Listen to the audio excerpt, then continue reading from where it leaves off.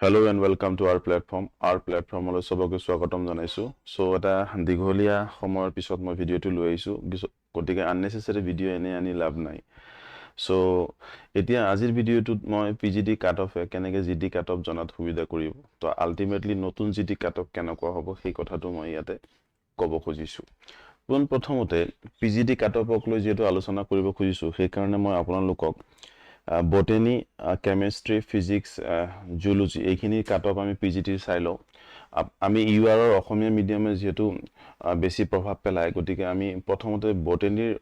অসমীয়া মিডিয়ামৰ কাৰণে PGT ৰ যেটো কাটঅফ 81.25 কেমিষ্ট্ৰি যদি চাও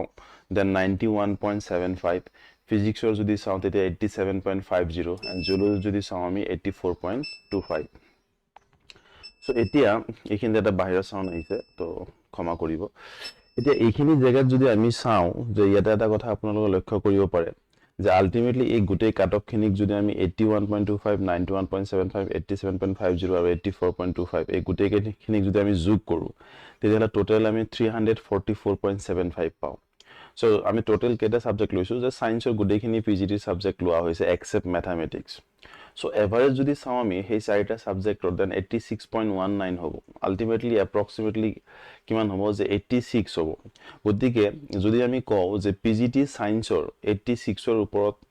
বা এভাৰেজ 86 যিসকলে পাইছে তেওঁলোকে গুটেইখিনিয়ে PGT সায়েন্সত চাকৰি পাইছে এতিয়া সেইখিনি কথাই যদি চাও আমি তাৰ মানে আলটিমেটলি 86 পা সকলোৱে যদি PGT চাকৰি পাইছে যত নেকি 20 22 টা 25 টা 30 টা পোষ্টত সকলোৱে 86 ৰ ওপৰখিনিয়ে বা এভাৰেজ 86 ৰ সকলোৱে চাকৰি পাইছে এতিয়া জিটিত যদি আমি চাও যে 86 ৰ ওপৰত আমি 100 ক্যান্ডিডেটস লও তাৰ পাছত আমি 76 ৰ পৰা 86 লৈ যদি আমি 10 মাৰ্ক যদি আমি 30 জনকে লৰা চলাই লও তেতিয়া আমি আলটিমেটলি 300 ক্যান্ডিডেটস ইয়াতে পাম আৰু 66 to 76 যদি আমি 10 marks of difference যদি চাও আমি ইয়াতে আমি নাম্বার অফ ক্যান্ডিডেটস বঢ়াই দিছো 40 জন কৰি দিছো দেন 400 ক্যান্ডিডেটস হ'ব তো আলটিমেটলি ইউআৰ ৰ জিটি সায়েন্সত approximately 800 পোষ্ট আছে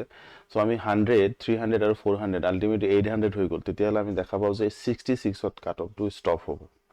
তো মই এটো কোৱা নাই যে কাট অফ টু এটোই হ'ব আলটিমেটলি আই উড সে যে cut of May fall in this range এখিনি ৰেঞ্জত কাট অফ টু আহিব পাৰে তো আলটিমেটলি যিসকলে বিলো 66 পাইছে যে মই ইয়াতে 66 বুলি কৈছো তেওঁলোকে কোনো ধৰণৰ মন বেয়া কৰা দৰকাৰ নাই কাৰণ এইখিনি ৰেঞ্জত হ'ব পাৰে তলতো আহিব পাৰে কাৰণ 60 পা খিনিও বেয়া কৰি লাভ নাই তেওঁলোকো সিলেক্ট হ'ব পাৰে তো এটা ৰেঞ্জে মই এইখিনিত কৈছো